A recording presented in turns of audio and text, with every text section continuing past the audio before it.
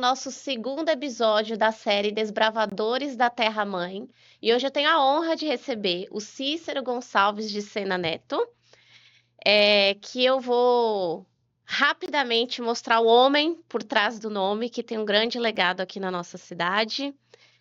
Nascido na Bahia, em Santa Maria da Vitória, criado em Araçatuba, São Paulo, bacharel em Direito pela UFBA em 1976 e pós-graduado em Direção Estratégica pela FGV São Paulo. Começou na hotelaria aos 16 anos, como recepcionista em Araçatuba, e aos 18 já gerenciava o hotel e empreendia na sua primeira empresa. Como escola imobiliária, atuou como gerente geral de negócios imobiliários no grupo Góes Coabita, em Salvador. Em 1983, passou a trabalhar nos próprios empreendimentos imobiliários e de hotelaria através da rede Porto Belo. Em 2015, recebeu o título de cidadão soteropolitano. Em 2017, o título de cidadão porto-segurense. Em 2023, cidadão vidigalense. Em 2018, se tornou presidente fundador da Academia de Letras de Porto Seguro e, por fim, porém não menos importante e muito engrandecedor, escritor, que em seu último lançamento em 2024 direcionou os fundos para um novo desafio que é o Instituto Porto Belo. Parabéns, Cícero. Obrigada pelo seu tempo aqui conosco. Gostaria que você também desse uma breve introdução sua através da sua contribuição do Instituto Porto Belo aqui para a nossa cidade e em outros lugares da Bahia também. Boa tarde, Júlia. Obrigado pelo convite. E parabéns pela introdução. O Obrigada. currículo aí quase completo, o ego fica lá em cima. Faltou algumas coisas aí que eu achei, até não iria acrescentar muita coisa. Eu fundei a Associação Comercial de Porto Seguro. Uau! Fui presidente da Associação Comercial, não no primeiro mandato, no segundo, não tive como fugir disso. Fundei também a Associação de Hotéis de Porto Seguro. Fiquei presidente, também me tornei o primeiro presidente do estado da Bahia de hotéis, não tendo hotel em Salvador, o hotel só tinha aqui, e também fui o primeiro presidente de todos os 20 mil hotéis do Brasil, nacional. A BIH. Nacional. Legal. Então, eu assumi uma de cada. Fui presidente também da Câmara Empresarial da FEComércio, etc, e outras coisas mais. Você vê que eu ocupei o Ulisses Guimarães, presidente. Mas, na verdade, é com o objetivo único de servir. Então, acho que a atividade empresarial não pode abstrair e você dispensar as carências que existem no nosso entorno. Então, através dessas ONG, dessas entidades, você paga para ser presidente, porque normalmente são entidades que não têm recursos. Você que acaba aportando recursos, o mais precioso que você tem, que é seu tempo. Com certeza. Então, eu sempre participei dessas entidades com o maior prazer, com o maior orgulho. Até uma criação, ele se diz que é criação minha, o Wilson Espanhol, que é o presidente estadual hoje de todos os hotéis, foi eu que levei ele para a BH, só que tem um pequeno diferencial. Ele já está fazendo um trabalho na BH muito melhor do que eu fiz. Então, ele é muito talentoso. Então, é com prazer que a gente vê as pessoas sucedendo e, paralelo à atividade empresarial, a gente deve ter um olhar social. Foi o que eu sempre fiz. Então, eu canalizei muito para entidades de classe, trabalhando, às vezes, até em fim de semana, eu ia para o meu escritório para suprir a ausência que eu tive durante a semana. Especialmente quando eu presidi a Associação Brasileira de Hotéis, eu rodava os 26 estados e era membro do Conselho Nacional de Economia. Eu tinha uma reunião mensal no Ministério da Economia. Então, meus filhos eram muito pequenos. Eu lembro até que um dia eu cheguei em casa, viajava tanto, que minha filha olhou para mim e falou: meu pai, você está chegando ou está saindo? Ela tinha 4, 5 anos, ficou confusa, porque o pai vivia entrando e saindo. Mas eu lembro disso com prazer. Foi uma dedicação, foi com muito prazer. E, curiosamente, Júlia, eu acabei aprendendo muito. Eu até, para suprir uma certa inibição que eu tinha inicial de falar, enfrentar público, eu descobri que tinha uma maneira de chegar ao público, era sabendo mais do que qualquer pessoa na plateia. Então, eu estudava tudo que tinha e passei a estudar a hotelaria nacional e internacional, o que acontecia no mundo, para não ser pego de surpresa e passar vexame. Então, era o medo de errar, me obrigou a me especializar cada vez mais, e isso eu acabei aprendendo mais. convivendo também com presidentes estaduais, pessoas tradicionais. É uma bagagem, né, que a E gente você, carrega. além de criar tudo isso, você cria uma relação de amizade para o resto da vida, entendeu? Com certeza. Então, é isso. Foi um aprendizado, eu acho que me enriqueceu mais do que eu dei. Me enriqueceu profundamente como ser humano. Muito bacana. É aquele breve papo que a gente teve antes de começar essa entrevista, que você falou sobre o Instituto Porto Belo.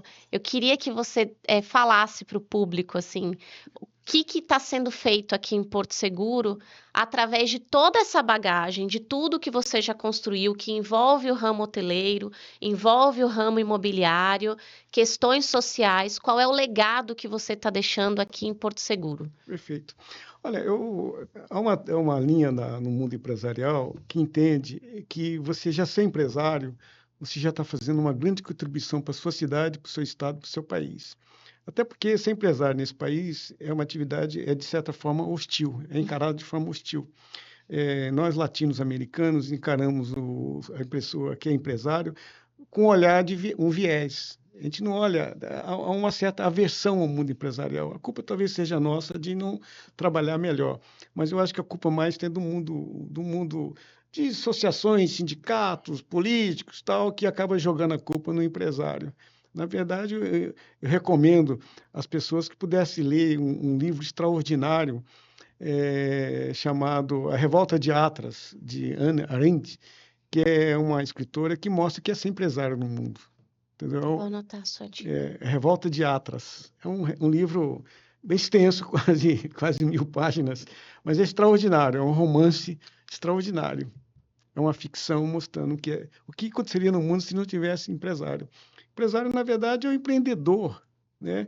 É a pessoa que abre mão do conforto num país em que a aplicação financeira é muito mais vantajosa e sem risco do que qualquer outra, e se arrisca. Ele vai, só que ele é como um trapezista que está sem rede de proteção. Excelente analogia. Então, você não é visto assim com um olhar muito benevolente, muito pelo contrário. Devia ser venerado, né? Sem exagerar, Sim. ser respeitado, mas é olhado com certo reticência, vamos dizer assim. Então, eu passei por essas entidades todas, inclusive eu sou vice-presidente do Instituto Geográfico Histórico da Bahia, que é a Casa da Cultura do Estado da Bahia e um dos grandes centros de cultura do Brasil, onde tem uma das maiores pinacotecas, museu, hemeroteca e biblioteca do Brasil. E Joacir é o presidente atual, ele me colocou como vice dele. Eu também sou vice-presidente da Academia de Letras e Artes de Salvador, né? Então, você vê que não tem jeito, eu tento fugir. Eu prometi que eu não ia... Mas geralmente eu não assim, queria né? pedir mais nada, né? E também eu pertenço a ONGs também, eu sou membro do Rotary Club da Bahia, o quarto maior Rotary Club do Brasil, quase centenário lá em Salvador. Então, eu estou sempre envolvido com alguma atividade coletiva. Acho que a gente tem de fazer. Então, respondendo a sua questão, o Instituto nasceu por entender que eu teria de canalizar, diz que morrer rico é uma burrice, né? Até escrevi uma crônica sobre essa pessoa. Ele é dono de uma das maiores mineradoras do Brasil, lamentavelmente faleceu há pouco tempo, já com Alzheimer. Até tem uma rua lá no Polo Empresarial que eu coloquei o nome dele, me deu um branco aqui agora. Ele é Gorgonzinho de Carvalho, ele é o maior produtor de ferro-liga do Brasil, da América. E ele dizia que morrer rico é burrice. Então, ele transferiu a empresa dele tudo para uma fundação. Eu não fiz isso, mas quase isso, né? Eu preparei já toda a minha sucessão, seja fisicamente, juridicamente, contabilmente, né? Eu gosto de planejar de longo prazo. Então, eu percebi que o Instituto poderia canalizar todo esse meu fogo criador. Eu sou empreendedor nato. Eu vou morrer, se eu chegar a 90 anos, eu vou estar programando para fazer alguma coisa com 100, com 110, né? Aqui do meu lado tem Frank Ney Mota Reis, que é uma pessoa que vem me acompanhando há muito tempo. E quando eu dou uma fraquejada, ele vai lá e me empurra. Porque eu fico ligado muito à hotelaria e ele é ligado ao mercado imobiliário. A empresa dele se presta serviço para a gente. Eu falo para ele, vai trabalhar para outros caras. Ele falou, não, não vou não, fica só com você. Que legal, né? Essas relações. É um amor de longas datas. Relações comerciais amorosas É até engraçado. saudáveis. No momento que eu presidia a entidade nacionalmente, eu desliguei um pouco da atividade. Não dá tempo de cuidar muito tinha uma demanda muito grande, com 26 presidentes estaduais, né? Universidade, fazendo palestras aqui no Brasil todo, etc. E aí o Frank ficava fazendo projeto e me empurrando e me provocando e me censurando, porque eu estava deixando de lado os negócios.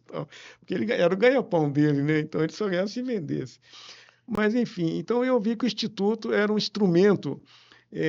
Antigamente chamava-se fundação. A fundação, você fica vinculado a uma parte burocrática que acaba, você se perde com a burocracia. Então, o Instituto é um modelo mais moderno de você fazer uma coisa que você não quer, que não precisa de aporte de recursos públicos. Então, o Instituto eu fiz para que minhas empresas ou mantivessem. Então, nós criamos, a ideia era fazer Salvador, Porto Seguro, mas eu senti que Porto Seguro, para mim, era mais fácil, porque eu tinha mais áreas de imóveis para isso, então eu separei 3.000 metros quadrados, 2.800 metros. Eu queria registrar aqui que é um projeto feito pelo grande arquiteto Marco Santana, se me permite citar o nome. Com certeza, um grande profissional da nossa cidade. Eu fui ver com ele qual era o valor do projeto, ele doou o projeto para o Instituto. Então, a gente fez esse projeto, está muito bom, uma área construída grande, e é um legado que a gente vai deixar. Então, vai ser ensino profissionalizante, com 4 salas, porque o Brasil tem muita teoria. Eu sou advogado, muito advogado demais e engenheiro de menos. O Brasil nasceu errado, precisava de mais engenheiro e menos advogado. O Brasil tem mais advogados que toda a Europa junto. Então, é uma coisa, é um contrassenso. Nada contra os meus colegas na advocacia, mas a gente precisa de mais técnicos para o país, mais médicos, mais engenheiros e tal. Então, a ideia é ter uma formação técnica lá de eletricista, porque é básico, toda residência, todo comércio, qualquer empreendimento depende de hidráulica, rotineiros, depende de elétrica, né? Serviços rotineiros. E o ensino profissionalizante no Brasil é muito incipiente. A minha filha estudou no exterior, ela aprendeu a fazer carteiras de papel, de jornal, de couro, fabricava coisas que nunca aprendeu a fazer aqui. A gente não se aprende isso. Nos Estados Unidos não existe gente para pintar. As pessoas consertam o carro, pintam o carro, faz isso. São coisas mais que tem um grau de necessidade mais avançado que você vai para a oficina. Então, você aprende coisa prática. Todo mundo tem carro, todo mundo tem problema elétrico, tem problema hidráulico na casa, tudo, etc. Então, por que você não aprende a fazer isso? Carpintaria, etc. Então, aqui não tem isso. Então, e os hotéis, às vezes a gente contrata eletricistas, tem aqui a quantidade de hotéis, bares e restaurantes, tem uma demanda por profissionais imensa. E você, às vezes, pega um eletricista que você é cobaia dele, porque ele vai aprender queimando sua coisa lá, entendeu? É verdade, sim. E aí, pintura, então, é um absurdo, você faz besteira. Então, a gente vai dar... E essa pessoa, ela vai vai receber um certificado profissionalizante, vou trazer professores, e é um diploma que serve para o resto da vida. Não é uma coisa temporal. É uma profissão, né? Profissão, ele recebe o certificado pelo Instituto, né? Então, ele faz muito cursos no hotel. Ultimamente, até aqui deu uma parada, mas nossos funcionários sempre receberam o certificado de cursos que eram feitos dentro do hotel, né? Então, o Instituto eu vi que era um instrumento importante para levar e estendendo para o bairro, né? Então, vai ter horta comunitária, vai ter aprendizado as donas de casa, as mulheres, as mães desses garotos vão poder aprender fazer artesanato com produto local que é descartado. Então, vai ter uma reutilização. Então, tem a economia da escassez. Então, você que joga marisco fora, coco é jogado fora, eu vejo, por onde eu viajo, eu vejo luminárias feitas com cocos, coisas lindas, etc., palha de coco, isso, anéis, pulseiras, colares, brincos feitos de, como você disse, biojoias. Biojoias. Você pode fazer isso e gerar uma renda extra no horário que ela tiver vaga. Meu hotel de Salvador, eu lembrei isso porque tem uma ONG lá que usa o hotel cedo, lá ela tem um centro de convenção com salas, tem 7 salas e 4 auditórios. Uma das salas, uma ONG usa muito para dar aulas, para o pessoal aprender a fazer artesanato. As donas de casa, então, geram uma renda extra. Numa cidade turística como Porto Seguro, isso é importantíssimo. Com E certeza. vai poder fazer no horário que ela estiver livre, não tem horário pré-determinado. Ela aprende primeiro, ela aprende a fazer, e depois ela vai lá e faz o artesanato. Então, e também eu quero conduzir os meninos também jogar bola e 2 praças. Então, e vai ser um prédio ecologicamente sustentável.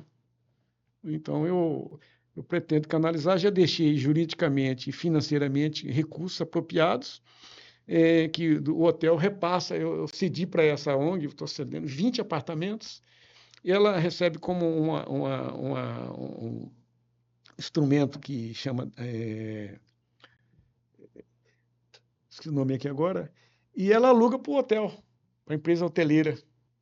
Porque quem é dona dos prédios é uma holding, que eu já preparei também a minha sucessão. Uhum. Então já estão todos na holding. A holding aluga para os hotéis. E nesse caso, a holding repassou para, chama Comodato o nome, que é título gratuito para o Instituto. E o Instituto aluga para o hotel. Estou dando a dica, quem estiver ouvindo, pode ser um modelo para ser aplicado. Com certeza. Seu advogado, o seu contador concorda. E não gera tributos, nada. Então, ele aluga e tem uma renda mensal para dar sustentação para a futura gerente. A gerente já existe, ela só está cuidando de outras coisas, Daniele. E os professores, monitores, para ter sustentação de manutenção dele perpétua. Sem depender, Financeiramente, sem né? depender de algo público. Se tiver uma doação pública, ótimo, mas ele é independente de doação. E os membros do conselho, eu criei um conselho, por exemplo, o presidente da Associação de Shopping Center do Estado da Bahia, que é uma pessoa altamente qualificada, é amigo meu de longas datas. Outro é um advogado renomado de Salvador, que eu passo para ele. Esse presidente da ONG tem um outro instituto dele na cidade dele, lá em Santo Estevão, Picaitá. Ele também faz trabalho desse tipo. Então, a ideia é que eu quero ainda estar vivo para inaugurar essa coisa. E vim aqui dar uma entrevista para você, para lhe convidar para você para a inauguração do Instituto Porto Belo. Quero ser uma realidade. Que bom. O nome do meu irmão médico que faleceu nessa cidade durante a pandemia e o nome do meu pai. Qual bairro? Paraguai, né? Paraguai. Já tem uma placa lá, já está cercado. Já tem um muro de 2,40 metros para evitar invasão. Que a área realmente é complicada. Então, a ideia é um legado que eu quero deixar, até porque Porto Seguro me deu quase tudo. Grande parte que eu tenho foi oriundo de Porto Seguro. Então, eu estou devolvendo para a cidade aquilo que ela me deu. E eu acredito que a cidade seja muito grata por isso também. Falando sobre legado, eu queria colocar na mesa aqui um legado muito bacana, que é um caso de sucesso. A gente sabe que você tem outros empreendimentos, né? O Porto Belo, lá em cima, na BR, mas o Village, que eu te falei aqui no começo, que assim, eu tenho uma história muito bonita com o Village. Meu pai veio trabalhar aqui, abriu uma base para a VASP aqui, e nós nos fixamos no Village. Então, assim, toda a minha infância, minha adolescência, eu vivi no Village. Então, eu conheço o Village mesmo, não conheço Você vê que eu tô ficando velho, né, Frank? Não conheço de ir e porque trabalho no mercado imobiliário, conheço de vivê-lo. Então, assim, como foi, antes da gente falar do Village em si, como foi chegar foi década de 80, né? O Village eu tenho, é uma pergunta interessante. Mas, antes de mais nada, qual é o nome do seu pai? João Augusto, João Goulart. João Goulart, deixa eu lembrar, conhecia. Antigamente eu conhecia todo mundo do Village, mas foi crescendo muito. E foi o Franklin que vendeu o terreno para o meu pai. Acho que eu lembro você falando dele. Acho que você me lembra você falando, esse pessoal é da VASP e tal. Na verdade, Júlia, o Village, você pode dizer que é um típico caso do brasileiro resiliente. Eu tenho aquele terreno, é uma história longa de como até comprar, até folclórica a história. Essa história é interessante. Eu até cito no meu primeiro livro como eu comprei aquilo. Ali sempre foi considerado uma zona rural. Para você ter uma ideia, quando nós lançamos, foi em 83 que eu lancei o Village, as pessoas da cidade entendiam que aquilo seria um golpe, que é uma fraude, porque tinha acontecido algumas fraudes aqui. A cidade, naquela época, era praticamente, depois do trevo, era um deserto. Sim. Não tinha eletricidade. O Porto Seguro Praia começou ali com 30 apartamentos e parava ali. O resto não tinha energia, não tinha iluminação, não tinha nada. Então, eu visualizei com o Village, na minha visão de longo prazo, eu entendi que não tinha sentido você atravessar o Rio Buraim para ir para o Arraial, lá fora. Trancoso também era uma coisa muito distante. Que era inevitável o crescimento da cidade para a Orla Norte, porque onde estava o descobrimento, onde tinha Cabralha, tinha Belmonte, o caminho e tal. Onde tinha as belas praias, porque com a influência do Rio Buraim, as praias aqui na frente ficam sujas durante o período de chuvas nas cabeceiras, etc. Então, a praia boa começa do Mundaí em diante, né? Sem menosprezar as outras praias, mas ela não tem influência do rio. É um fato. Então, ali eu entendi. E no verão, na época, as barracas, eram instaladas barracas de praia. E na quarta-feira de cinzas do carnaval tinham que ser demolidas. Falava lá em dezembro e eram demolidas. No Arraial, no Mundaí, que ficavam algumas barracas fixas, mas o resto, e aqui também, aqui nas pitangueiras chamadas, acho que nem tem mais pitangueiras ali, tem muito pouca, né? Eram bonitas as floridas ali, com as frutas, tudo. Então, quando eu fiz aquilo, eu tive uma dificuldade muito grande. Eu não passei um ano sem conseguir vender um lote na cidade. Um ano? Só vendi um lote para minha secretária. Ela está com você até hoje, né, Cícero? Eu vendi lotes para o pessoal de Salvador, eu vendi lotes para Araçatuba, para Vitória da Conquista, parente da minha esposa lá, dela, tudo confiado, tudo. Que o pessoal falou, vou comprar isso para daqui 20, 30 anos. Eu vendi para o Banco de Boston, que tinha uma superintendente chamada Rita Manso, que ela vinha veranear aqui. E ela viu que aquilo era muito barato. Eu vou falar para você que é do mercado imobiliário, era lote de 1.000 metros com infraestrutura simplória. Eu fiz Doral Pavão, eu coloquei, são 600 metros da praia até lá, eu coloquei uma avenida de gravatás, todo coloridos, tal, com as bandeirolas, porque não tinha outra coisa para mostrar. E meu dinheiro era muito limitado. Eu fiz uma casa na entrada assim e consegui convencer uma amiga minha a fazer uma casa no outro canto. E o Guilherme Falavina, que tinha um hotel aqui no centro, ele, o pai, tinha vários hotéis pequenos, ele fez uma outra ponta. Eu falei, pelo menos dá um sentido de alguma, porque não tinha nem árvore naquela primeira fase ali, no Village. De habitado, né? E a única coisa que eu tinha de bonito era o Bosque Encantado, que era o rio que a gente fez a casa do Tarzan, e lá levar e vender. O Frank foi lá e comprou logo, né? Ele como cliente, porque ele ficou uma coisa muito bonita. Uhum. A gente fez uma passagem, um riozinho, uma ponte japonesa, colocamos uns troncos, a água batia, fazia uma cascata, fizemos um caminho por dentro da mata com a casa do Tarzan, que os meninos não sabem mais quem é Tarzan, uma trilha correndo o rio, e era muito bonito, sanitário, fazia pequenos shows de capoeira, de música ali, e era um talvegue, assim, a mata cobria assim, e era um negócio bonito, coqueiral descendo em direção ao rio. O rio, você podia entrar, tomar banho, o pessoal saía, era cura-ressaca. Saía, teve uma época no verão que eu tive de botar guarda armado, para senão... Virava outra festa, né? Uma coisa impressionante. Então, só que não vendia. Então, até tem um caso, não vou citar o nome da família do comércio, mas eu estava conversando, o pai dele era um comerciante muito conhecido, eu falei, eu preciso vender para um comerciante, porque ele é formador de opinião. Atrair, né? Então, eu vou conversar com ele e eu precisava fazer a casa. Eu cheguei para ele todo entusiasmado, com planos, projeção de crescimento, qual a população de Porto Seguro ia crescer, o turismo ia crescer, não tinha por onde correr, era para lá, tal, Frente do Mar, tudo não ia correr para a BR, né? Só que o BR estava crescendo e lá nada. Nada. Joaci também segurou um pouco, porque ele era dono daquilo tudo, era uma capitania hereditária, tanto é que para mim só sobrou o fundo. Ele ficou com a frente toda.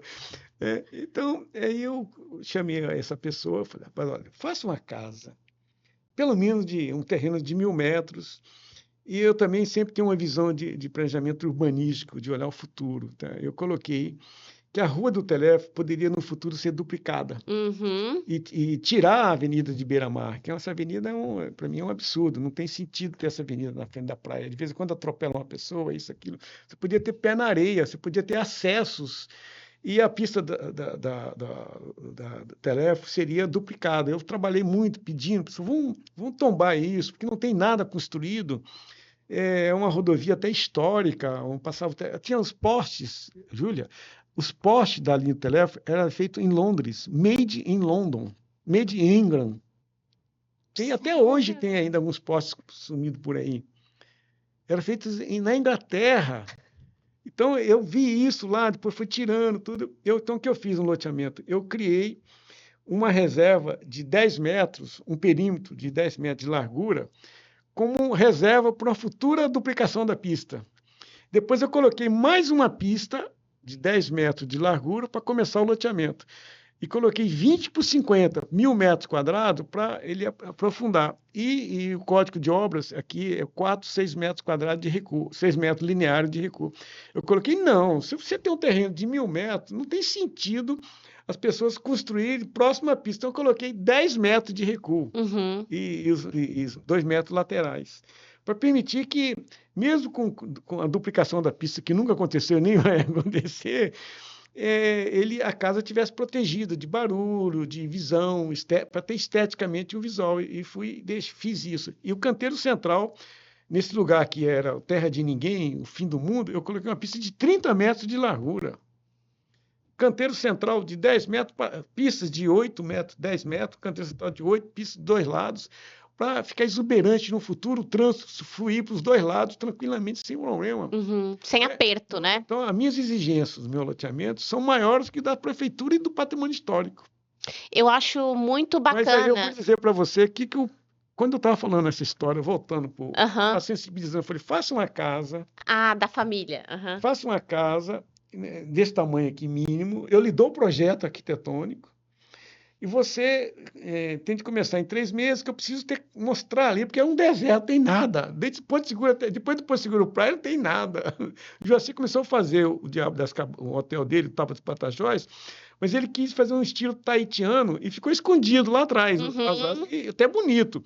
Mas para mim não era. Eu queria que tivesse movimento na frente. Né? Que a pessoa, uma sensação de distância. Se você andar 6 quilômetros com construção, você não sente tanto. Mas se você andar 6 quilômetros, parece que é o dobro, o triplo do tamanho da distância. Trajeto, né? Parece que a distância é maior. Eu estou todo entusiasmado lá, tentando sensibilizar o patriarca da família, o filho falou, Cícero, para com essa malandragem, rapaz. Meu pai não é nenhum idiota, não. Falei, como, rapaz? Eu estou dizendo para ele fazer a casa, não paga nada.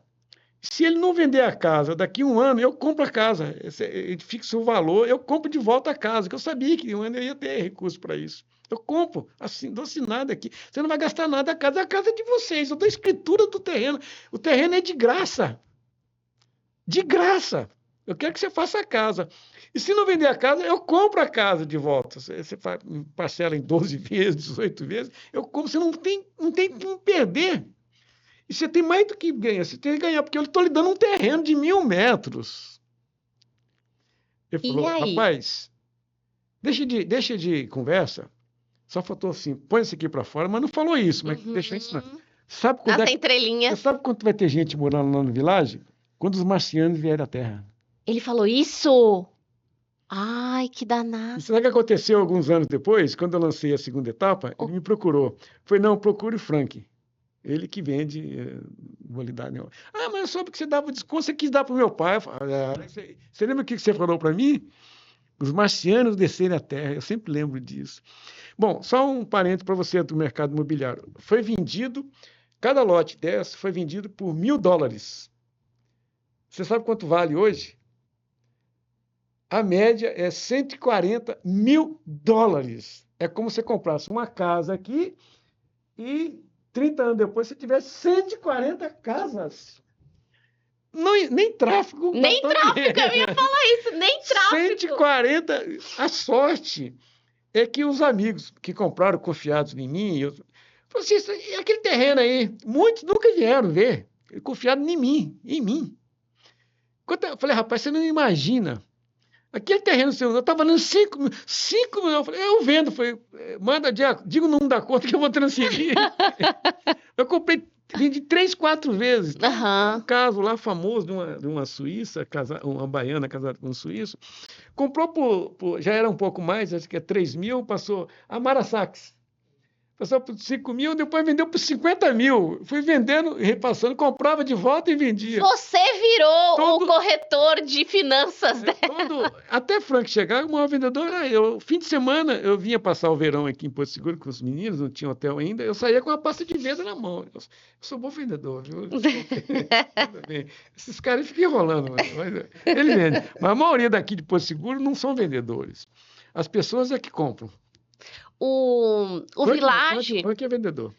O Village... Quando ele não vende, ele fica de mal-humorado. Eu sei como é que é. Léo? Fica intolerável, né? Eu tô sabendo de tudo. Mas tem história. Mas foi assim, a rede elétrica foi chegar muito tempo depois. Eu ralei muito lá na sede da Coelba, para a diretoria. Eles queriam levar para a Coroa Vermelha. Eu falei, não, de Cabral. Eu falei, não, você tem que levar daqui, aqui onde o vetor de crescimento da cidade. Tá. Era um volume de coisas, numa rapidez impressionante, sabe? Os juros, a coisa, os valores. As vendas eram rápidas. A rede elétrica ali chegou junto com... Quando eu estava terminando o hotel, chegou a rede elétrica, o hotel todo vendido por verão, e eu sem energia. Meu Deus. E aí eu tinha de negociar com um menino lá atrás, porque estava brigado com a GOES. Eu tive de fazer uma composição na GOES, negociar, trocar o diretor da GOES. Falei, rapaz, esse é meu amigo. Esse que é conselheiro do Instituto Porto Belo, Piazza. Certo. O de Chamagunga, o menino, disse que ia matá-lo, porque derrubou o pote. O João Carlos vendeu 2 vezes a passagem.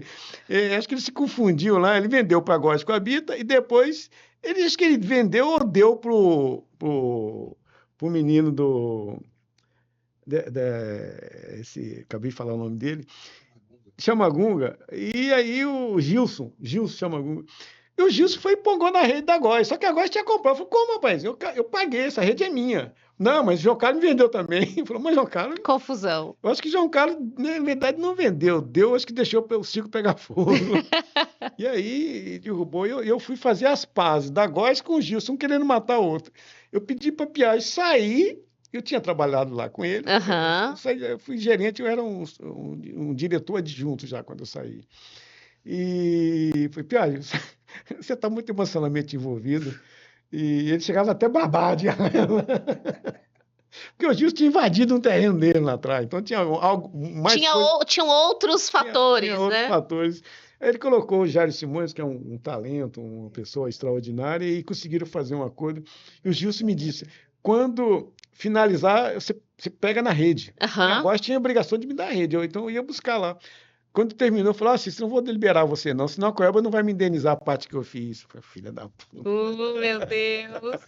Desculpe. Tranquilo. Tira essa parte aí. Mas eu vejo... Mas são histórias, dá para passar horas. São histórias dos pioneiros que viram isso, participaram do processo. A rede de iluminação daquela hora foi nós que fizemos. Eu imagino. O primeiro telefone público da hora fui eu que coloquei. Porque o seu Wilson Cruz, que tem aqui... Sim, o descobrimento, né, o memorial. A Crante, que também tinha um bar de praia ali na frente, eles ficavam perturbando minha recepção, gritando, pedindo cerveja lá no telefone, porque eu paguei uma linha, 6 quilômetros de linha para levar até o hotel. A rede de telefone chegou antes da energia. Meu Jesus! Um dia eu liguei... E para fazer aquele interestadual, era só Itabuna? Tinha de Itabuna.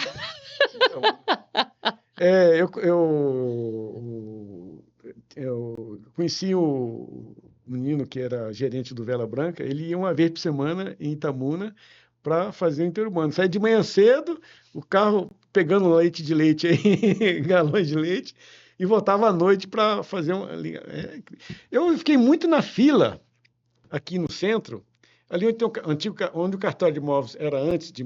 Na 2 de julho. 2 de julho. Ali na esquina onde o Zé Quitoco passou a ter um comércio, ali foi uma central telefônica. Aí eu ficava lá fora para fazer um interurbano para algum lugar. Seu Cícero, sua vez. Eu falei, ainda bem que não choveu.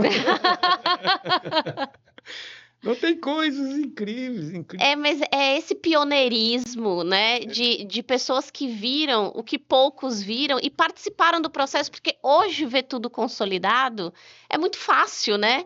Aí Parece que você, foi tudo mil maravilhas, né? Mas como Júlia, que isso foi surgindo, não, né? exato, não, a sua avaliação é correta. As pessoas costumam perguntar, você está aqui desde quando? Eu falei, logo depois de Cabral. Porque quando eu cheguei aqui em 74, não tinha nada. A cidade, 11 horas, apagava as luzes, desligava as luzes. 74 não parece que seja tanto tempo. Aham. Uma outra historinha assim vamos dizer, de pioneiro ou desbravadores. Piaggio, na época, estava como diretor da Gótico Habita na área imobiliária, na área que eu fazia antes. Ele veio me Uhum. substituiu, ele assumiu a minha área, né? E aí ele estava fazendo o hotel e o loteamento. E eu concorrendo com ele, e eles, diga-se, Joaci e todos os seus diretores me tratavam sempre com o maior respeito e consideração. Não me consideravam como concorrente, entendeu? Sempre porque o loteamento era atrás, o dele na frente, falei, esse cara aí atrás não vai dar nada. Vai chegar o tempo, Mas vai sabia chegar o ele que tempo. eu criei chamado linha vermelha, que era telefone. Qualquer corretor poderia falar comigo qualquer hora do dia ou da noite ou da semana. Na Góis tinha que passar por os 3 gerentes para chegar nele. O cara tinha ido embora depois do segundo. Então eu vendia com muito mais rapidez do que eles, entendeu? Porque eu tinha um processo de comunicação muito mais rápido. E no verão eu vinha para cá, eu falava, terreno, eu falei, opa, terreno Oi, para eu você. vi? Sou eu? Então um dia, nesse momento, que até prego a gente ia acompanhar Eunápolis, Piaggio tinha um Galaxy que Joaci deixava aqui. Ele falou, Cícero, tá tendo uma festinha lá em Cabral, vamos ver se a gente arruma as namoradas lá. Falei, vamos, tô doido, eu vou casar na sexta-feira, eu tava morto. Aí pegamos o Galaxy, né, uma banheira, né? Quando chegou mais ou menos, onde é o Suedes hoje, o carro parou. Ai, que bacana. E No eu, breu. No breu, mas né? um breu. E eu e Piaggio, a gente abriu por reação instintiva o capô, a gente entende de carro igual entender da NASA, de cosmo, de nada, entende de nada. Ele olhou para o outro assim, rapaz, e falou, e agora? O carro não pega. Empurrar não tinha a menor chance, porque era um carro imenso, para ver se pegava no tranco. Como quem vai empurrar? Eu, você, ninguém tinha força. Era umas 8 da noite. Um breu e nenhum movimento, nenhum trânsito. Sabe o que a gente decidiu? Dormir no carro até o dia seguinte. Inteligentes. Estava hospedado na cidade. Eu tinha uma casa que estava alugado lá, que depois o Frank me expulsou para fazer o escritório dele. Eu dormia no quartinho atrás. Piagem estava no hotel, acho que no Vela Branca, uma coisa dessa. Falei, eu vou voltar nesse escuro e vai pisar em cobra. Aí não conseguia ver o piso. Uma hora depois que a gente está, 8 da noite, em Itaperapuã. Parece que foi no milênio passado, né? Parece que foi uma história do meu bisavô, não é nem do avô, nem do meu pai. Aconteceu com a gente. Eu vi um barulho de carro, a gente falou, que lado que está vindo esse barulho? Aí o carro estava vindo, um farol vindo de Cabralha. Não sei se você conheceu, o Parracho foi um prefeito Sim, bem, sim. bem conhecido, tudo. Ele adorava essas farrinhas. Falei, o que você está fazendo aqui? Estou namorando aqui no carro. Falei, me respeita, rapaz. Falou, e aí a festa? Falei, tá uma porcaria. Falei, então vamos embora. Vamos dormir, não tinha que Esse fazer. esforço todo, né, para voltar. Então você vê que isso era 83, ali em Itaperapuã, era um deserto total. Depois a gente conseguiu fazer energia, o Wilson Cruz, inclusive, liderou um processo da gente juntar cotas para cada hotel, etc. Para fazer a linha de ônibus, eu lembro que eu conversei com o Ronaldo Expresso Brasileiro, que Sim. hoje é um milionário, é uma empresa muito bem sucedida, ele é muito talentoso, ele e o irmão. Eu sentei com ele e falei, Ronaldo, é o seguinte, eu tenho uma Kombi lá no hotel, só que o hotel é um produto que eles, inclusive, a chave do hotel jogaram fora. Ninguém sabe onde é que está a chave, porque ele não pode fechar. Se eu morrer, ele tem que continuar aberto. Eu vou botar os ossos para fora de luto, porque está indo a empresa. Falei, a gente tem uma Kombi, só que o problema é o seguinte, o hotel funciona 365 dias do ano, sábado, domingo e feriado. Então, tem que ter a folga do motorista, tem o horário dele. Então, estava uma dificuldade para o cara trabalhar 12 horas por dia, porque tinha que chegar às 6 da manhã, levar o pessoal para fazer o café da manhã, que era 7 horas, o café tinha que estar pronto. Depois o último grupo saía às 10 da noite, quando fecha o restaurante, tinha que tomar banho e tal. Então tinha um horário elástico, tinha a folga semanal, os feriados. Falei, isso não vai dar certo. Se um carro desse bater... Quebra, né? Sei lá. E se quebra, né? Aí eu propus a ele, e falei, ó, eu preciso dessa escala de horário. Esse período das 3 em diante, até da noite, eu não preciso tanto. Mas você vai pegar gente voltando da praia, então você precisa criar uma linha circular. Ele tinha linha, eu acho que era outra empresa que fazia até Cabralha, mas aqui era só interna aqui, É. não tinha linha. Então ele colocou, e na época os funcionários moravam no Areião, grande parte. Não Uhum. existia essa parte aqui, o Frei Calixto, não, o Baianão. Baianão. Não, aqui para cá ainda tem aqueles bairros ali todos, qual é o nome daqueles? Fontana 1, Fontana 2, então não tinha nada disso. Casas Nova, Cambolo. Cambolo, isso, não tinha nada disso. Hoje, grande parte mora ali. Na época, era no Areião que morava, grande parte. Ele pegava o preço, o pessoal ficava ali na linha. Aí, o nome da linha era Areião, Porto Belo. Era o fim da linha, Porto Belo. Era o fim Caramba! da linha. Não tinha nada. A vilagem não tinha nada. Então, foi assim que foi crescendo, né? Quando eu chego ali e olho aquilo, eu lembrava, no verão, eu fiz uma casa, né? E depois quem comprou ela foi o Dedé Santana dos Trapalhões. Que legal! Aí a casa não tinha energia, então eu... Era lá no Village? logo na entrada direita. Depois que foi, não sei se foi demolida e reformaram uma casa do lado direito. Eu tinha que botar logo na entrada ali para dar uma casa de 2 andares. Tudo. O piso era de madeira, não era nem laje, era madeira, né? Aí, qualquer movimento na cama lá fazia um barulho lá embaixo. Você andava, fazia... Aí eu chegava, eu pagava a luz, falava, vou ver a estrela, minha mulher, pelo amor de Deus, escuro não, vou ver a estrela. Não tinha gerador, nada, era uma bombinha puxar água e tal, porque era gerador. Eu lembro que eu fiquei na casa no verão, eu comprei um fogareiro jacaré. Sei. Esse pessoal leva para acampar. Acampar, Entendeu? O dinheiro era contado. Não, e assim, naquela época, porque hoje, né, a gente já vê estruturas mais complexas, né, jurídica, de segurança jurídica, e naquela época você implantou de fato e de direito um loteamento pela sua formação, por trabalhar sua experiência com grandes grupos e tudo. Então, assim, o que aconteceu diante desse cenário que você plantou e que outros pioneiros plantaram? Vocês transformaram loteamentos em bairros consolidados, né? Eu eu acabei de redigir agora à tarde, vou fazer um discurso na posse de Joaci. Ele pediu para me falar. Amanhã, né? Deve ter várias pessoas falando. O Jânio, o prefeito vai falar, outro falando. Você vai escolher se você quer ser o primeiro ou o último. O último não, o último é ele mesmo. Falou, eu sou o último, você pode ser o que me... Eu falei, não, eu quero ser o primeiro, porque aí eu fui o condutor, para os que forem me seguir, vai ter de elogiar você bastante, que eu vou elogiar bastante. Eu vou falar mal de você. Então vai vir bastante. Eu até estou recebendo vários convidados aí, secretário de Turismo da Bahia, o Fausto Franco e outras pessoas aí, a esposa dele até é da TV. Tudo. Aí eu estava lembrando que Joaci, com o Tábua dos Plantações, eu preferi omitir a mim. Que ele deu, e de certa forma, aquele na frente, ele deu um impulso para o desenvolvimento do bairro de Itapirapuã, que hoje é o bairro mais vibrante da cidade. Uhum. Não tem nenhuma dúvida. Seja com uns 80 hotéis, pousados e hotéis, com Senacs, bares, os melhores bares e restaurantes estão naquele trecho de Itapirapuã. Então, hoje Itapirapuã é o bairro mais dinâmico e deve-se muito a mim e a ele. Com certeza. Como pioneiros ali, investiu, acreditou naquilo. Viram que outras pessoas não viram. E tem um detalhe até agora que eu não vi, os marcianos ainda não chegaram. Fica a dica aí para quem ainda você espero que você assista esse episódio. Então, agora Porto Seguro. Lembrando aqui do centro de convenções também do episódio. Não fui bem responsável pela vinda. São coisas, por exemplo, eu era presidente da Associação Comercial e Joaci, a gente conversando, falou, rapaz, não tem condições de descer, aqui só está descendo o Fox 50.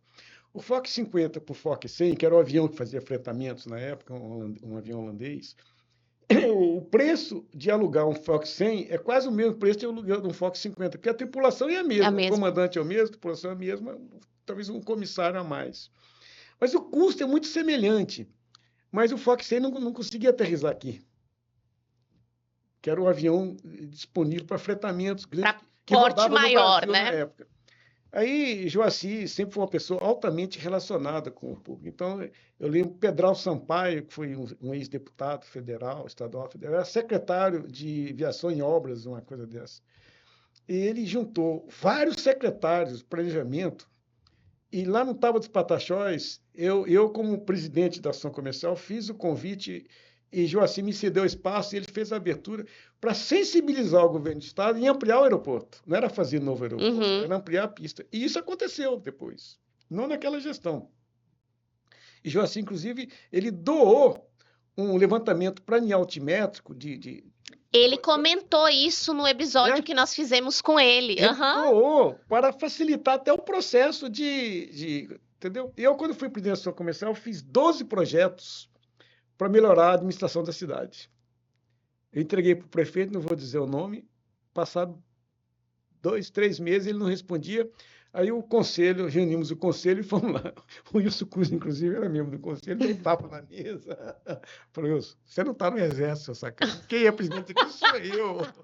Você se comporta, eu boto você para fora. O Wilson, ele ficou... Nervoso, né? Eu entendi, ele tinha toda a razão. Como é que o prefeito falou, eu não estou achando. 3 meses depois, sabendo a audiência marcada, Uhum. para marcar essa audiência eu tive de insistir muito para falar daquele projeto. O Marcos Santana, novamente, ele na época tinha até um sócio, ele me doou um portal de entrada da cidade, logo depois do aeroporto, onde a rede elétrica ia. Então ele colocou, eu sugeri, falei, rapaz, está começando a ter pequenos furtos, aqui só tem uma saída.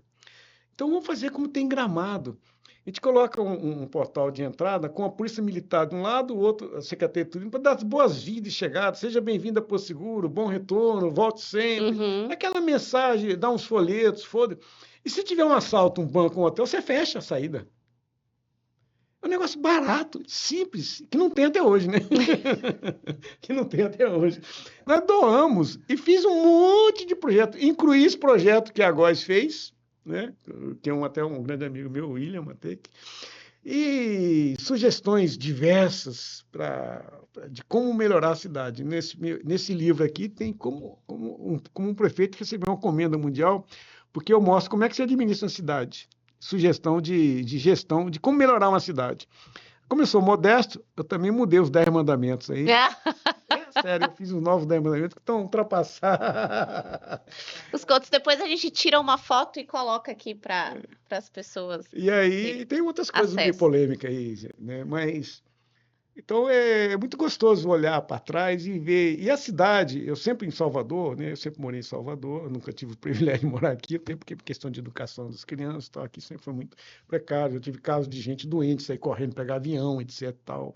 A gente morreu porque bateu o carro, hemorragia, não tinha UTI. Para chegar a esse hospital aí, manter o batalhão da polícia aqui, o delegado, na época eu nomeava delegado e diretor do Centro Cultural, via associação comercial. A maçonaria me apoiando e tal, eu conseguia, tinha autoridade, era a única associação comercial no extremo sul da Bahia. Então era alto-falante, né? Nasceu porque no verão vinha gente de todo lado, eu tomava conta da passarela do álcool, esquecia dos comerciantes que estavam instalados lá, instalava alto-falantes nos postes, e era um inferno, até meia-noite, barulho na cabeça de todo mundo ali e tal. E ninguém, não tinha controle, não tinha nada, era terra de ninguém. Então, eu falei, a associação comercial, ela englobava tudo. Podia botar associação comercial de bar, restaurante, agropecuária. O desenvolvimento da cidade é um conjunto de setores que, trabalhando junto, conseguem impulsionar cada mercado. Na Polícia Civil, a Polícia Militar era incipiente. Tinha uma época que um governador aí decidiu que os carros da polícia seriam, tanto civil e militar, seriam consertados por região. Então, aqui elegeu Itabuna. O carro quebrado vai para Itabuna, como? Vai botar nas costas e vai levar para Itabuna. Os cabeças de bago, esses caras que vivem no ar-condicionado lá. Aí nós conseguimos, eu criei um SOS Segurança, né, de um aporte mensal, eu autorizava débito em conta, que esperar o cara pagar. Não acontecia. Autoriza aqui logo 6 meses e tal. Conseguiu fazer 2 ou 3 celas, não tinha cela nem para mulheres, era misturado, era na polícia, Uhum. na sede da Polícia Civil. Adolescente infrator, não tinha cela, então a gente fez algumas celas na Polícia Militar para comprar papel higiênico, reposição de lâmpada e tal, não tinha dinheiro, e para abastecer carro e pequenos consertos dos carros para manter aqui. E brigar para aumentar o contingente, para sair de companhia para batalhão, porque companhia é 9 soldados, batalhão. Trocar o delegado, que era muito devagar, ser um delegado do Pinta Brava, de Teixeira de Freitas, eu tive de ir na secretaria, então, de segurança. É um esforço, né? Voltado lá para. atrás para a gente buscando como melhorar a cidade. E o serviço público de Coelba, de água e coisa. Eles, por mais que eles projetassem o crescimento, Porto Seguro sempre crescia 2 vezes mais do que eles projetavam. Era vertiginoso. Cícero, por que que você acha que isso acontecia? E acontece até hoje? Olha, Porto Seguro é uma cidade, quem chega se encanta. É uma cidade, eu sempre disse o seguinte, felizmente, e às vezes até infelizmente, ela foi tombada antes do progresso chegar. Aham. Porque se chegasse depois, ia ser uma tragédia. Às vezes, o próprio prefeito fazendo a tragédia, entendeu? Porque o poder da caneta e o poder executivo tem um poder. Ele pode destruir uma empresa com a canetada. Você leva 50 anos para construir uma coisa, ele com a caneta ele destrói num dia, num papel. A sorte foi que a cidade ficou tombada, e a tombaram até pocilga, para criatório de porco, de galinha, porque eles estenderam. Tanto é que quando eu fiz o polo empresarial e o Village, eu tinha de passar pelo patrimônio histórico, e era uma burocracia dos infernos. Não tinha nada a ver, isso é para o centro da cidade, não tinha. Só depois de 50 anos que eles foram vendo, meu Deus, não tem sentido. Ajeitar poligonal, tirar daqui, tirar dali. Até 3 quilômetros perpendicular, você está liberado disso. Não tem lógica, né? Hoje até mais no centro. Então, eu estava dizendo Pedi o foco do. Que a gente estava falando sobre por que você acha que o crescimento de Porto Seguro é assim tão acelerado? Então, essa beleza cênica da cidade é um fator incrível, porque você tem Mata Atlântica no centro da cidade. Você sai daqui para o Village, Paola, você vê Mata Atlântica dos 2 lados.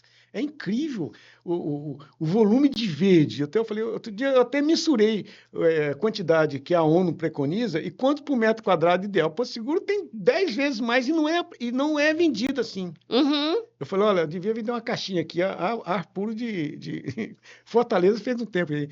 De Fortaleza. Eu falei, aqui você podia vender em real, olha, vento embalada em Porto Seguro. Brisa de Porto Seguro. Brisa de Porto Seguro, brisa é o meu nome. Brisa de Porto Seguro com ar puro. Né? Então, você tem esse aspecto que é uma cidade agradável. O empresário, ele se ajustou rapidamente.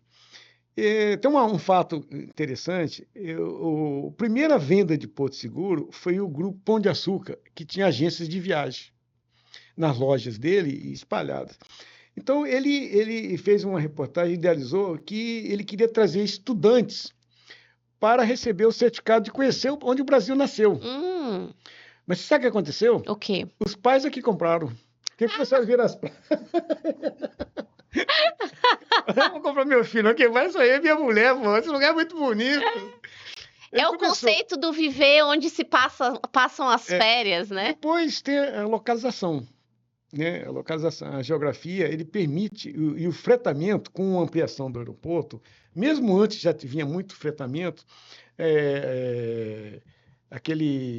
tem uma época que tinha alguns fretamentos que vinham em Ilhéus, eles pegavam de Ilhéus e vinha 300 quilômetros de ônibus para cá. Uhum. E foi estimulando, mostrando que a cidade tinha um potencial grande. Eu tive épocas também que eu tinha no hotel, até estava conversando hoje de manhã, que eu tinha 4 hóspedes de jato no aeroporto. Jatinhos particulares. Uhum. Um era o presidente da Coca-Cola. Ele veio 2, 3 anos seguidos, ele vinha surfar na porta da hotel, que eu tinha uma base náutica, com velas alemãs. Tiramos depois, não deu certo. Mas ninguém queria saber, não queria saber de jet ski, mas vela. Então, ele usava vários apartamentos, inclusive um segurança dele tinha uma submetralhadora, eu peguei ele paquerando a babá do meu filho, de Tiago, que hoje é meu sucessor, Manobrando, eu falei, rapaz, Por favor. menina, sai daqui. Estou sacando, se eu pegar vocês de novo, eu vou mandar seu presidente mandar você de volta, a pé. A pé. E aí, então tinha, você atraía, era um produto novo, porque o turismo vende emoção, não é só paisagem, tá? Tem que ter uma emoção. Porto Seguro, os tratamentos 7 dias era perfeito. Sauí, por exemplo, que é uma região nova, 7 dias as pessoas começavam a ficar cansadas. Entediadas, né? Entediado é um adjetivo melhor. Porque aqui você tem sempre uma atividade nova. Os bares também se organizaram. Não, vamos fazer um show. Se fizer um show os dois no mesmo dia, não é? Então eles escolheram o dia da semana, cada um show. Então você tinha à noite, você tinha uma opção diferente, com tipo diferente de música. Era aquele do que o Barra Mares fazia, que era o Luau do Barra Mares, era uma coisa linda. 3 ambientes diferentes, né? Tinha MPB, tinha rock, tinha isso, fogueira com dança cigana, casamento cigano, era um bonito. Então, quando eu estava solteiro e queria seduzir alguém, mas enfim, então o empresariado ele se organizou do noturno para ter eventos, os restaurantes criaram vida, né? Vida constante. Depois você tem o Arraial da Ajuda é uma coisa, Trancoso é outra coisa. São as micro-regiões em volta, né, que nós temos. Os passeios de escuna, você tem a Recife de fora, você tem, então ele permitia tem a própria Cabrara que se integrava, né? Tem ainda a Veracel ainda não conseguiu decolar como um lugar maravilhoso para se visitar. Exatamente. Ecológico, etc. Tal. Então você poderia talvez alguém criar uma pequena barcacinha, um barco para subir o Buranhém, entendeu? Fazendo alguém tocando um sax, alguma coisa assim. Vamos fazer o pôr do sol no Buranhém, uma coisa diferente que ninguém fez ainda, mas tem muita coisa para ser feita. Então, com o Joaci Góes aqui no episódio dele, a gente chegou a conjecturar aqui, né, entre nós, que a questão de trazer alguns aspectos mais familiares, hoje a gente já tem a visita de famílias, né? Mas trazer mais atrativos infantis também. Eu fui recentemente com o Léo ao Parque da Mônica, tanto em Salvador quanto em São Paulo. E é um parque indoor, né? Ele é fechado. E aí eu fiquei imaginando assim como seria o Parque do Descobrimento. Eu fiz o projeto. Sério? Eu fiz, mas o Frank vendeu tudo para trás. É o Residencial 3. Residencial 3. Porque olha só, o Parque do Descobrimento a gente tem o indígena, a gente tem o estrangeiro, a gente... Nossa, dá para explorar uma coisa bem bacana, né? Carente, sim. Aí, respondendo a sua pergunta, a localização de Porto Seguro, ele permite que o avião que vem fazer o fretamento, pela distância de São Paulo, Rio, Belo Horizonte, ele vai e volta, vários voos no dia. Porque se fizer em Natal, Fortaleza... A malha aérea, né? Então, a localização geográfica de Porto Seguro, na verdade, para vocês que são jovens, mas no passado, a Bahia já foi parte do Sudeste, não era Nordeste. Aqui o sul da Bahia tem um clima de Sudeste, né? No inverno faz um pouquinho de frio à noite, muita chuva, não tem nada a ver. E o comércio daqui, 90% ou mais, não é de baianos, é o pessoal do sul e sudeste, né? Então, você tem uma localização geográfica fácil de você vir via aérea, né? Então, esse chamado Portão do Nordeste, isso facilitou muito o custo do aéreo, porque ele começou com o rodoviário, mas foi o aéreo de grandes voos que propiciou o deslanchar de Porto Seguro. Foi a possibilidade de aviões de grande porte. Cícero, Orla Norte, Village e polo empresarial num outro extremo, conhecendo a realidade hoje de Porto Seguro, o que você considera, lá atrás você considerou um vetor de crescimento a Orla Norte. Hoje, com a Orla Norte já desenvolvida do jeito que está, qual é o vetor de crescimento que você enxerga para Porto Seguro? Boa pergunta. Eu não pensei nisso, eu não tinha pensado nisso ainda. Olha, o que se tem se percebido nos últimos tempos, a questão de localização não está ficando mais importante. Em Salvador tem um fenômeno que o Horto Florestal, que não é na praia, é um dos lugares mais procurados e mais caros da cidade. Uhum. Não é na praia. Acho que é a localização em si, porque o que eu pude perceber é que lá no residencial você tem. Frank pode até me complementar. Você tem gente de A, B e C lá, não tem? É. O que eu noto hoje é que você oferecer uma questão, infraestrutura interna com clube, com a piscina, etc., você oferecer segurança, murado e cercado, é um fator Essencial, né? essencial e um fim em si mesmo.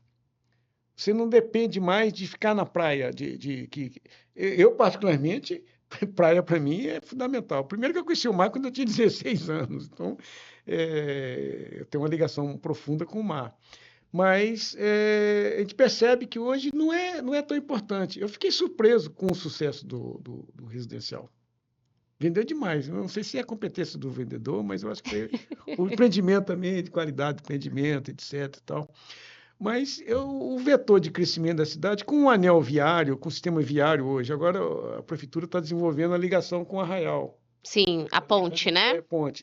Então você tem facilidade de se deslocar para qualquer lugar rapidamente. Uhum. Né? Mobilidade urbana, né? Então você tem essas facilidades. Claro, você tem um lugar como esse aqui, esse bairro, em que você tem esse platô aqui na frente, esse visual do mar, e você está ao mesmo tempo no lugar desse e dentro da cidade praticamente. É um oásis. É um oásis, Então, é verdade. Você tem essa facilidade. Mas hoje você está se locomovendo. O que está tendo dificuldade de locomoção e precisa buscar solução é a orla. Você tem de buscar alternativa rápida de uma ligação paralela à linha do telégrafo, para sair dessa prisão que aí eu tive reuniões esses dias na Academia de Letras, eu falei, daqui lá deve dar 15 minutos, 35 minutos. Hoje já os cálculos mudam principalmente. E assim, antes tinha aquela coisa, na alta temporada e na baixa temporada. Hoje isso já não tem uma discrepância tão grande, né? Uma distância tão grande entre alta e baixa. Esse limbo que antes ficava entre alta e baixa, hoje a cidade tem uma vida própria. E ela tem muito a questão da pós-pandemia, né? Que tudo ficou online, muitas coisas são resolvidas com mais facilidade. As pessoas buscam cada vez mais regiões litorâneas, principalmente como as nossas. O que me preocupa muito, Júlia, é o crescimento da cidade. E daqui a pouco, se antigamente as pessoas vinham, eu vivi isso de perto, carro aberto, porta aberta, tranquilo, né? Você hoje, a cidade está num crescente e a violência está se espraiando muito pelo país. E cidades médias e que não tinham isso, Porto Seguro, hoje não está ficando diferente dos grandes centros. Hoje, São Paulo é menos violento do que Salvador, se você colocar em relação à população. Então, eu acho que os governantes do Brasil, eles não têm planejamento. Eles só planejam uma coisa, a próxima eleição. O universo deles é até a próxima eleição. Não tem planejamento de médio nem para longo prazo. Então, essa questão de segurança pública e Porto Seguro já está comprometido nesse sentido. Eu tenho um pouco de receio de como que às vezes o mercado imobiliário ele é visto pela gestão. Seja ela qual for, assim. Eu acho que todas as histórias que vocês estão contando pra gente, assim, que foram pioneiros do mercado imobiliário em Porto Seguro, em outras conjunturas também, mas vamos falar um pouco especificamente sobre o mercado imobiliário. Vocês narram uma fusão com a gestão pública que é extremamente necessário, porque para o seu empreendimento dar certo, você precisa chegar na infraestrutura do municipal, né?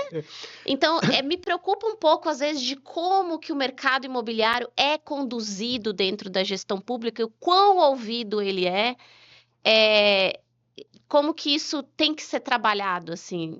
Isso às vezes fica me causando pensamentos. Mas isso é mais contundente no mundo da hotelaria. Que você faz um hotel de mármore, granito e tudo que é moderno, bonito, charmoso, mas na porta da rua começa assalto e ambulantes. Uhum. No loteamento, você entrega uma infraestrutura completa. O Village hoje não teria, se eu fosse lançar o Village hoje, talvez eu não tivesse, eu teria muito mais dificuldade para fazer, porque eu sou uma empresa que não tem endividamento. Endividamento nosso é quase zero, é uma coisa anormal no país. É uma política que eu adotei para a empresa de quando eu criei. O Porto Belo, o resort, Porto Belo Praia, antigo Porto Belo Praia, resort um pouco meio forçado, ele, para chegar a 150 apartamentos, ele tem que fazer 5 ampliações. Hoje o pessoal faz 200 de uma vez só, faz 100 e tal, entendeu? Porque eu era muito comedido, muito devagar, sofri muito para chegar lá. Né? Hoje a gente tem mais de 600 apartamentos espalhados dentro aqui em Salvador, são 4 hotéis. Mas começou com 21, metade com ventilador, metade com ar-condicionado. O de baixo tinha ar-condicionado, que é mais quente, sem piscina e sem recepção. Então, essa é uma história que o Brasil permite para o empreendedor. Uhum. Você não tem condições de fazer isso nos Estados Unidos também, mas na Europa é impossível. Está tudo tomado, já está tudo sedimentado. Então, você aqui, para quem é empreendedor, tem visão, as redes aqui, a maioria foram crescendo. Começou com um hotel, tem 3, tem 4, tem 5. Então, eles foram ampliando, mesmo com concorrência pesada, grande, chegando, até de forma muito agressiva, jogando preço no chão, muito baixo. Eu sofri muito com esse preço. Eu fiz política de sensibilização grande, fiz estudos mostrando quanto é que é o custo de fazer um hotel, você não pode. E 80%, 90% não pagaram seus financiamentos, né? Diga-se de passagem. Mas eu queria fazer um registro, você que é da área imobiliária, da importância que é um loteamento para a cidade. Né? E que a área pública tinha de ver com mais atenção. No passado, como foi o Village 1, por exemplo, eu abri a rua, joguei uma rede elétrica no meio e fiquei esperando a Coelba chegar lá 2 anos depois. E mais nada. Hoje, se você não fizer um loteamento com ruas, água, esgoto, pavimentação, áreas públicas adequadas, você então entrega para a prefeitura a rede elétrica primária, secundária. Agora, a última etapa do residencial vai ter um clube, entendeu? Então, praças com arborizado, etc. e tal, você entrega para o município um bairro pronto para ele cobrar IPTU, alvará, construção, IPTU, ITIV, áreas públicas e institucionais de praças e para equipamentos comunitários, escola, posto de saúde. Área verde também. Áreas institucionais, o verde e tudo isso, tudo de graça. Ele recebe um bairro, um loteamento como residencial, num custamento de uns 20 milhões de reais. 20 milhões. Regularizado para arrecadar. Pronto, e entra a Coelba, que para ligar a energia é um sacrifício, parece que é pública de primeira geração. Você entrega a rede primária, secundária, tem de seguir os fornecedores que ela indicar, porque são fornecedores de primeira linha. Quando ela faz, ela compra em outro.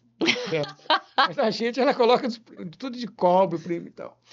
Você entrega para eles cobrarem a energia, cobra o poste para a rede de Wi-Fi, rede de cabo de streaming, etc., telefonia, eles cobram por poste.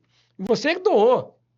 E ainda vem assim, responsável pela qualidade dos próximos 5 anos. A Embasa exige água encanada, exige esgoto. Eu, lá no residencial, eles me cobraram o absurdo de exigir uma rede extra de 3.600 metros até o Porto Alegre, porque a outra rede que foi feita, quando foi feito o centro de convenções, que eu ajudei a levar para lá, está vazia. Falou, mas daqui uns 20 anos vai ser ocupada. Eu devia estar bêbado num dia, porque eu aceitei o negócio. Não é possível. Então, você entrega para a prefeitura cobrar PTU, alvará, etc. e tal, um bairro pronto, pavimentado. Prefeitura, a Coelba cobrar energia elétrica com rede elétrica primária, secundária e iluminação pública. Que tem as taxas, né? A Coelba e a Embasa vem para cobrar energia elétrica, vai Chesf, 33%, ICMS, 33%, e a Coelba, 33%. Você entrega para esses órgãos públicos. Mas quando você vai lá para pegar um bairro e você compra o terreno e doa áreas públicas verdes, tudo, eles deviam tratar a gente assim, com um tapete vermelho. E se viu um champanhe lá? É de utilidade pública, mas ninguém percebe isso. Então, um loteador é uma pessoa que ele deveria ser reverenciado na cidade, porque ele entrega um hotel, tudo bem, mas um loteamento para a cidade, um loteamento organizado, né? Então, agora fica lá no Paraguai e o Baianão. Dezenas de milhões de reais se investiu para fazer rede de água, rede de esgoto, pavimentação, iluminação primária, secundária, para entregar, para vender, porque foi invadido. Um loteamento não, você tem tudo ordenado, organizado. Você entra lá no loteamento da Porto Belo, são avenidas imensas, largas, grandes, você se sente confortável. O Franco chegou uma época que botou um nome, eu achei meio exagerado. O bairro nobre. Eu falei, não é tão nobre assim, não, mas fica lá. O que me chama a atenção no Village e lá em cima no Polo é justamente essa questão do verde que você falou, que é o reflexo da nossa cidade, assim. Então, acho muito interessante para os loteadores, para, né, que hoje tem os condomínios de lote também, essa questão de preservar também esse verde, porque é o reflexo da nossa cidade, né? É onde as pessoas se sentem bem. Todos os estudos no mundo inteiro mostram que primeiro que cada árvore ela traz um volume de animais, de um ecossistema extraordinário, pássaros, etc. No Village 2 e 3, por exemplo, se você olhar com atenção, no encontro das quadras tem sempre uma praça. A gente criou uma pequena praça que é ali, colocamos bancos, inclusive, para as pessoas sentarem, uma trilhazinha cimentada para a pessoa andar de bicicletinha, etc. e tal. E atrair primeiro um visual verde, porque o verde ele refrigera a alma. Sim. Ele tem um efeito psicológico interno extraordinário. Uma pessoa que passa uma vida olhando para a parede, concreto, e olhando para o verde, são duas pessoas diferentes. Tem um estilo de vida e um sistema de vida muito diferente. Ele vive muito melhor quem passa olhando para o verde. Então, o oxigênio que você respira é outro. Então, os loteamentos da Porto Belo, eles sempre têm muito verde. E mais um detalhe também, que às vezes não é muito percebido. Todas as esquinas são quebradas para evitar acidente de carro e crianças atravessando atrás de uma bola ou qualquer outra coisa. Todas as esquinas são quebradas. Legal. Né? Então, eu procuro olhar assim, não é um loteador que vem para ir embora, como vem muitos aí, que vem o Delta lá de Eunápolis já sumiu, e quebrou lá em Conquista, não entregou. E muitos aqui estão vindo loteamento de fora, não tem nada, não é contra de ser fora, não. É um alerta, um cuidado saudável, né? Joaci e eu que estamos aqui, são praticamente moradores da cidade, para ficar aqui e responder pelo futuro da cidade. Então, a gente faz coisas pensando que os nossos filhos, nossos netos vão estar morando ali também, entendeu? Não é uma coisa para ir embora e ganhar e fazer, como a maioria dos loteadores estão vindo os novos por aí, não tem nenhum vínculo com a cidade. Vamos fazer um registro aqui que a sua família é uma família que vive aqui, né? Uma família tradicional que vive aqui em Porto Seguro, né? Gerações e gerações tirando proveito do que a cidade realmente tem. Então, a gente procura fazer coisa com qualidade, sabe? Tudo nosso tem qualidade. Se você for no Porto Belo Resort, você vai se perder no meio do bosque de verde. É muito verde. Tem aquele hotelzinho que é dentro da zona urbana, virou um refúgio, aquela orla ali. O pessoal, aquela rua que desce ali, que era o nome Porto Belo, que uma vereadora, por engano, trocou e colocou, fez uma homenagem ao fundador da Soletur, muito uma homenagem até merecida, mas não é para ser ali tirar o nome de outro que fundou a rua, que abriu a rua, que calçou a rua, que fez a rua, foi pioneiro lá, tirou o nome, e eu falei, eu até mandei um projeto para ele, falou, olha, a rua, a quadra da frente, onde o antigo Virassol desce, bota o nome dele lá, porque está sem nome. É o nome de uma árvore lá, bota o nome dele, mas não tira o nome de uma empresa, que foi aprovado na Câmara. Até hoje não trocaram o nome. O nome que é chamado Alameda Porto Belo, que é a Avenida Porto Belo, que nós fizemos a rede elétrica ali, fui eu que coloquei. Tanto é que os hotéis do próprio Soletur, aquele primeiro ali, e mais os outros dois, o Marília e o outro, hoje é um Suedes, os proprietários anteriores tiveram de pagar para mim, porque a rede era minha. Eu trouxe da Rio do Teléfono até lá e criei aqui dali, coloquei telefone, tudo ali na rua. Tal. Hoje não tem mais telefone público, né? Mas até pouco tempo tinha um orelhão ali. Tinha, né? Na esquina. Foi eu que doei aquele orelhão. O orelhão é barato. A linha telefônica que tem dentro dele que era cara, né? Então, a gente faz essas coisas todas pensando no futuro e de melhoria. Então,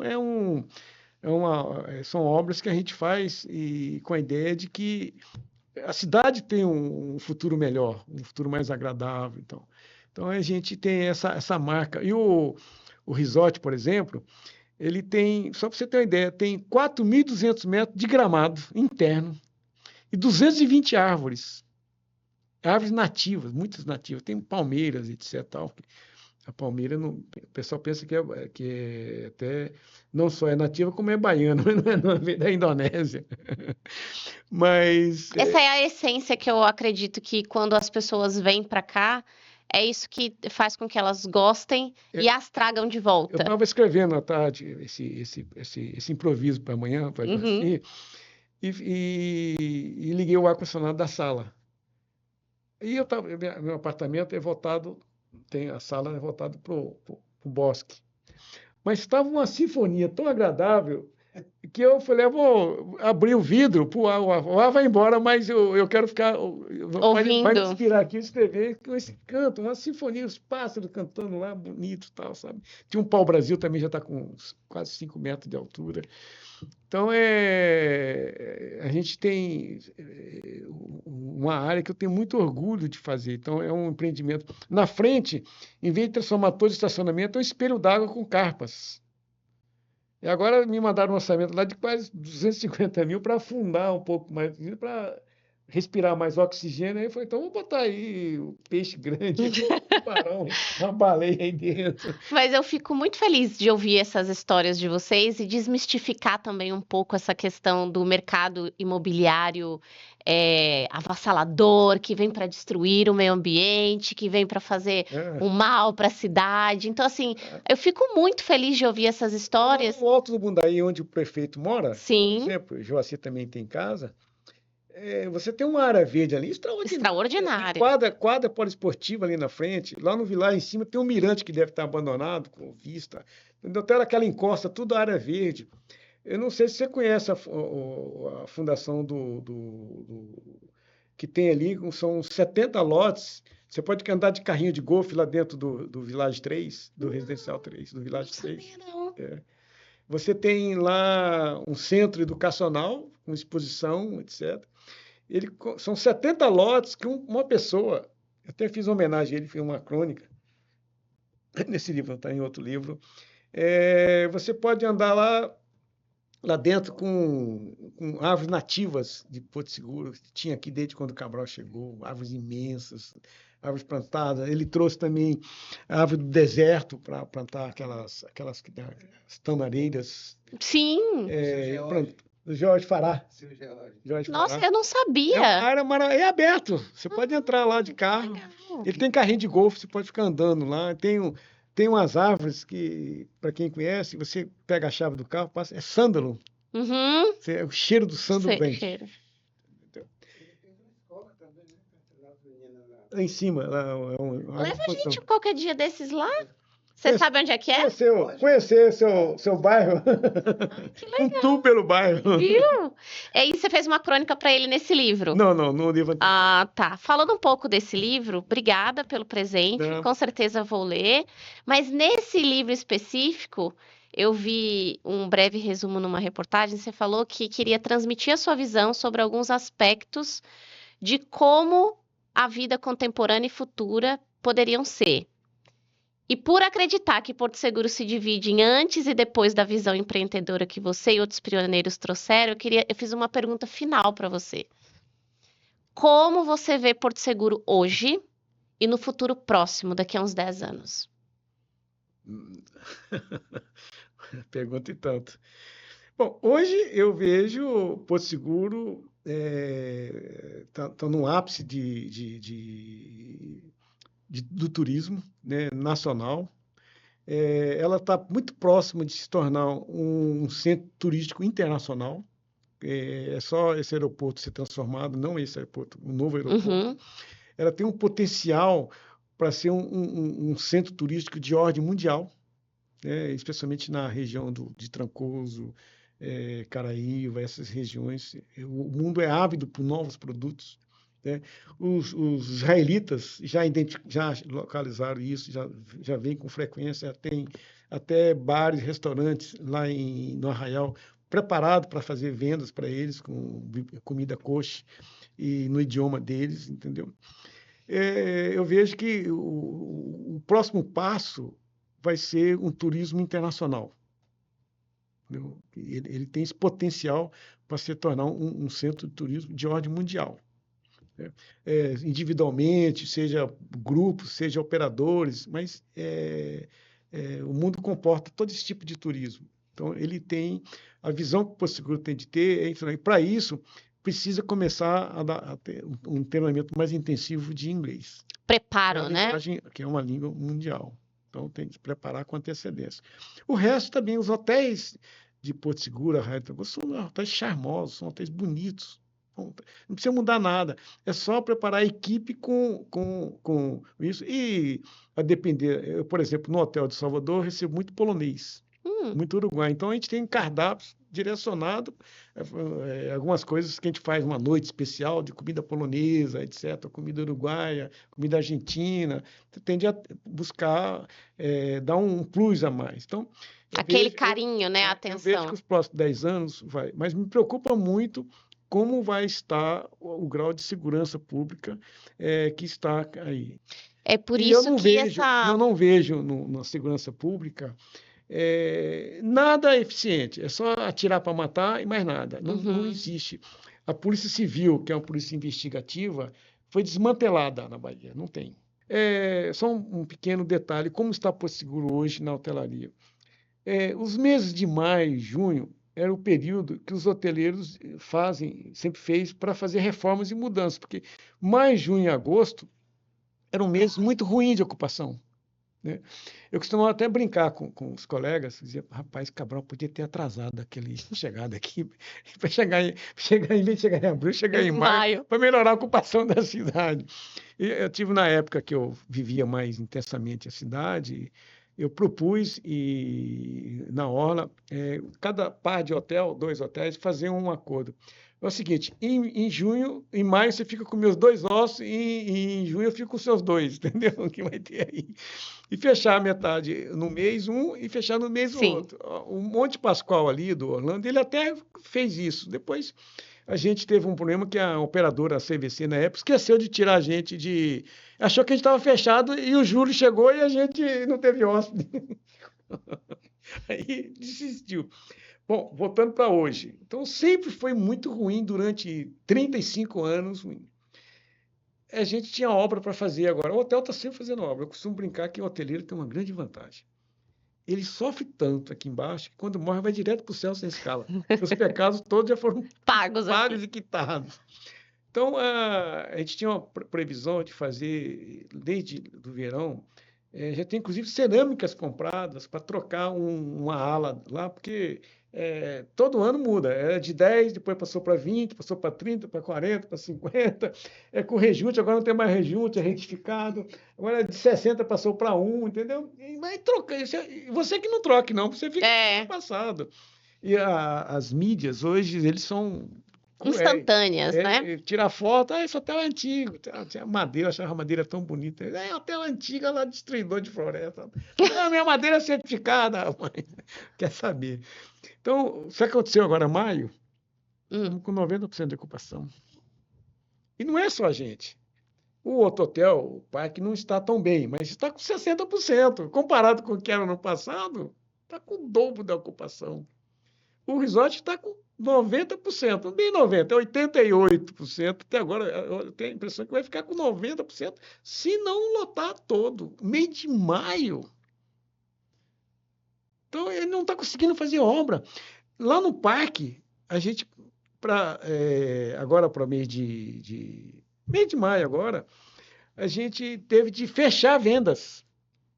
Não vende. Desde lá de fevereiro, falou, se a gente tiver que fazer, a gente vai ter que fazer 40 apartamentos, 30, 40 apartamentos, uma reforma grande, trocar tudo. Ô Cícero, isso a gente está falando num cenário em que vocês ainda têm a questão da locação por temporada, né? A hotelaria, locação por temporada. Então, assim, trazer esses dados para a mesa é importante para entender que é pulsante esse crescimento, né? Então, muito obrigada por você trazer tantas experiências de tantos ramos aqui para o nosso Obrigado bate-papo. pelo convite. Certamente teríamos muito mais histórias para contar, dados para trazer, mas acredito que no fechamento dessa série a gente vai conseguir fazer algo bem especial com todo mundo que participou. E vocês podem ir anotando as novas histórias para lembrar aqui no Bela Fala com a gente. Muitíssimo obrigada pelo seu tempo, pela sua presença e boa sorte amanhã no seu discurso lá na Câmara. Obrigado pelo convite, foi um prazer e parabéns pela iniciativa. Muito obrigada, muito obrigada.